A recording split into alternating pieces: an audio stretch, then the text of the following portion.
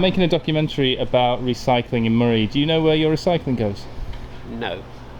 It's not obvious.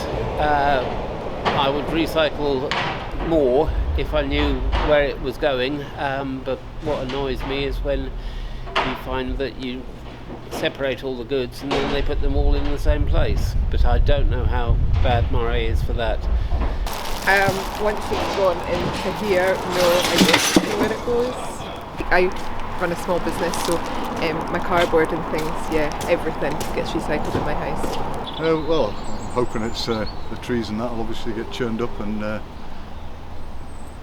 used for compost and stuff like that, things like that. People probably don't know where it goes. They probably just turn up here and that's it. That's the end of it, you know.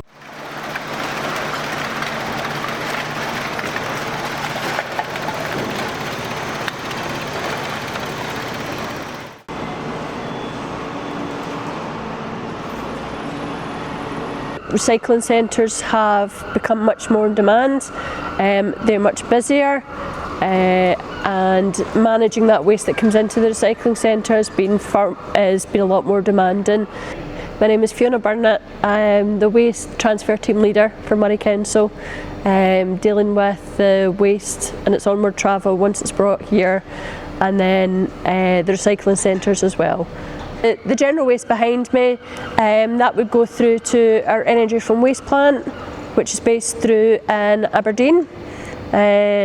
We've got about between 4 and 6 Arctic loads that go out per day, taking the waste through there. The cans and plastics are sorted and baled up by Moray Reach Out. We also have a cardboard baler that bales up the cardboard. Again, that goes on and gets reprocessed and made into new cardboard boxes.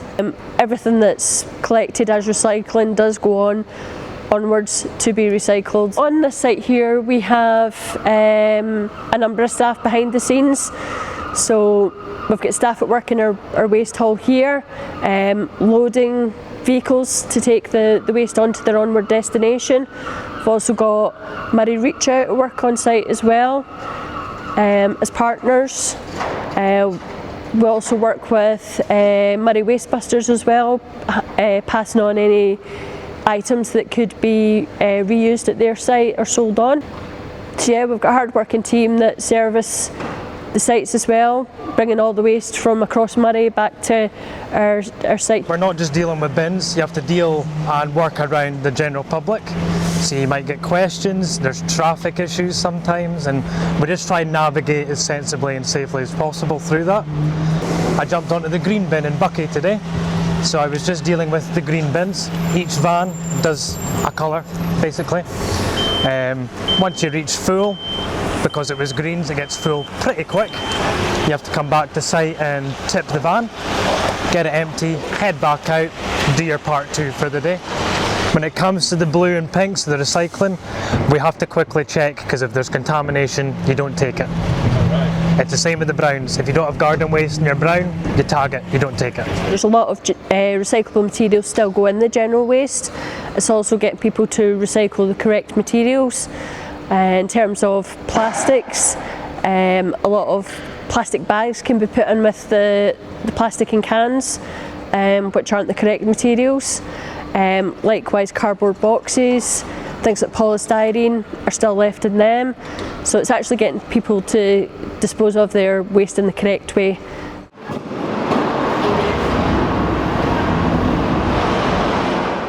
We are stood in Moray Reach Out's own recycling plant. This is where we process from customers throughout Moray.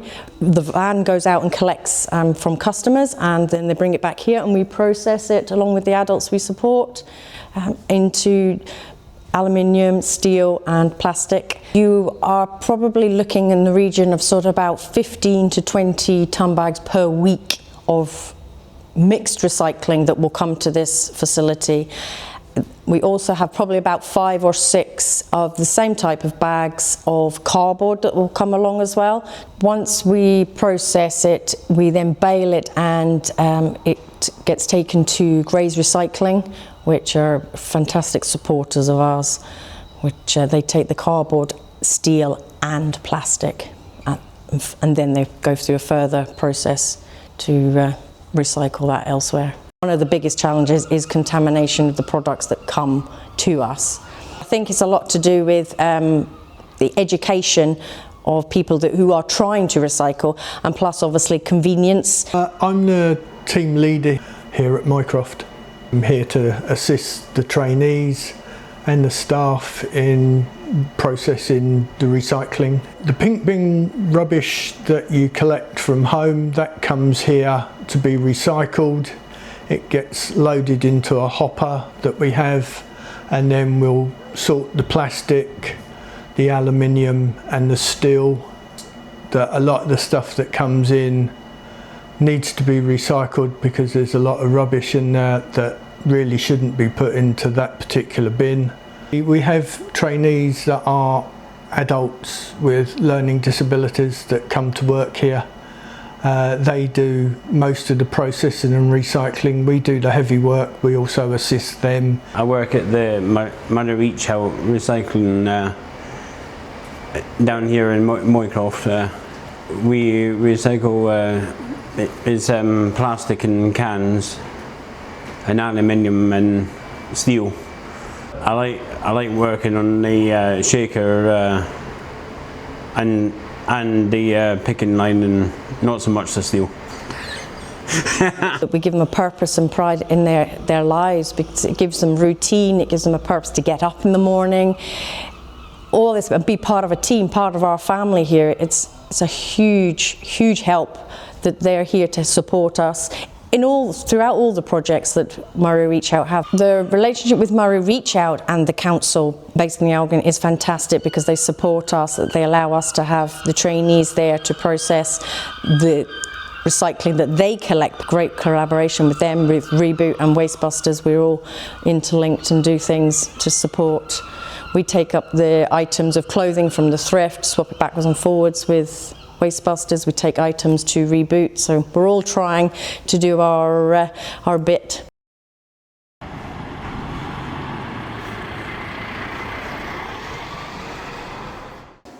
Hi everyone, welcome to ReBoot.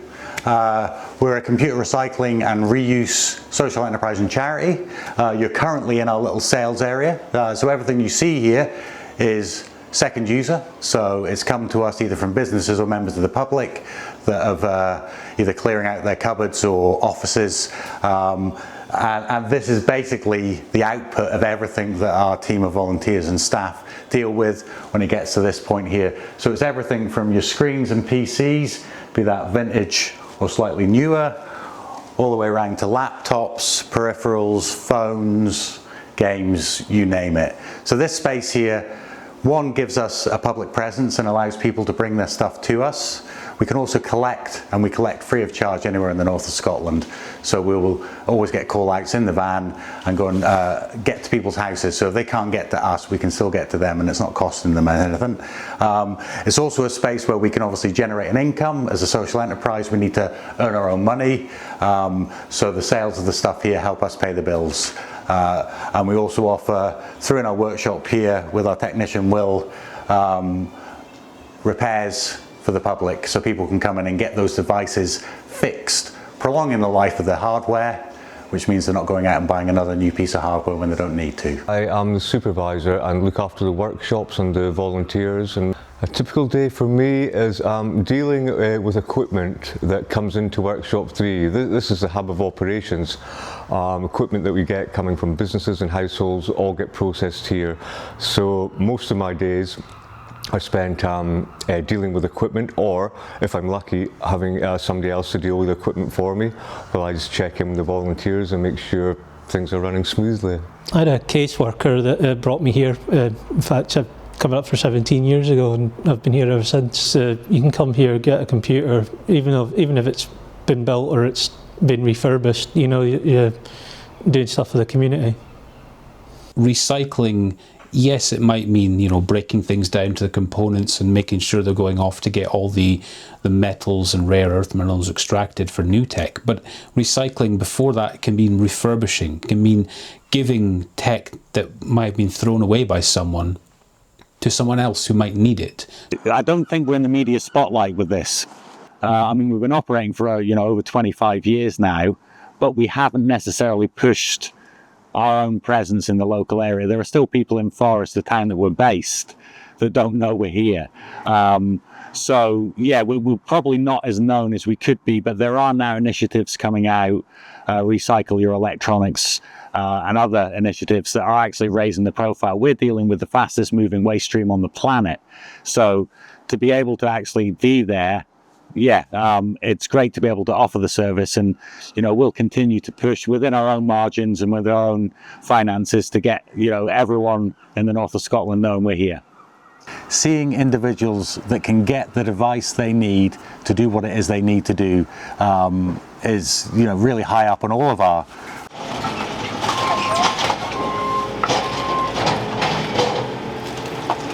So as we go around, you'll see that there's basically everything you can imagine that might come from a household here. So I started here as a volunteer many years ago, and then I got a post as a volunteer coordinator, and then I went on to becoming the general manager about 10 or 11 years ago now. When I first started here, there was 4 members of staff, and the site was a lot less busy than it is now. We now have 30 staff and 12 volunteers on any particular week. Definitely riding the wave of a big change across the whole country. I mean, reuse is definitely becoming something that people are engaging with more and more. People use eBay and Vinted, etc., more than they've ever done in the past. So we're seeing the benefit of that, and also the team here have worked very hard to promote the reuse in this area. We encourage people to drop off anything they think might be reusable, for them not to worry too much about whether we will use it or not. We can sort through those things, because a lot of people don't really realise what will be usable again. So yeah, I mean, our guys have got a lot of experience, 20 odd years of experience of sorting through items, and we try and save as many things as we can. The challenge that we're facing most at the moment is more and more materials coming through than is ever done before. We've run out of space basically on our site here. We've grown 6-fold since COVID, and as you can see, this is the result. So we're actually in the process of acquiring a second outlet, and we'll no longer have to try and wrestle with these large pieces of furniture on such a cluttered site. Every day is varied. I always say it's like Forrest Gump's box of chocolates. You never know what you're going to get. That's kind of how it is. Well, I'm really passionate about recycling. I mean, it's absolutely imperative nowadays. It needs to happen, and it needs to happen in a lot more. We need to be doing this everywhere. This Wastebusters is such a great idea to save so much stuff from landfill. So I do the daily administration, anything that Phil doesn't fancy doing, and I do all the welfare cases. So anybody that needs help financially, it can actually be quite soul destroying seeing people drop off at the tip next door and see them throwing things that we could easily sell here. On any week there's probably about 12 volunteers attend, but we do have people who come every day, volunteer every day, to people who may only volunteer once or twice a year. But it does average out about a dozen people a week. I mean, people think that we're part of the council. In a way that's quite interesting. It just shows you that we do collaborate with the council really well, and it appears that we are part of the council, but we're not. We're an independent charity, social enterprise, a community business, a local community. We try to make things as convenient as possible for the public at the donation end and the collection end, and we try also to make it the best possible value to the public as well. So all I ask of the public is give us a try. We welcome people to come along and see the process, see what happens all the time, and just to give a little bit of awareness of what actually helps. Even a tiny bit of liquid in the bottom of your bottle, if you can remove that before it comes, that is a huge help. A lot of the time people just put it in their bin and that's kind of the end of the thought process, so this gives them a wee bit of information on what happens to their waste, maybe how they can change what they're buying so that they're not producing as much waste as well, and what they do with their waste does have an impact. Sharing the story of waste generally makes a big difference for all of the organisations in Moray that are dealing with it day to day, and understanding that in the background there's a lot of hard-working people managing all of their waste, from IT to furniture to general waste, you know, tin cans, etc., etc., whatever that might be. If we can get people understanding a bit more about what we do as a collective in Moray, we're winning.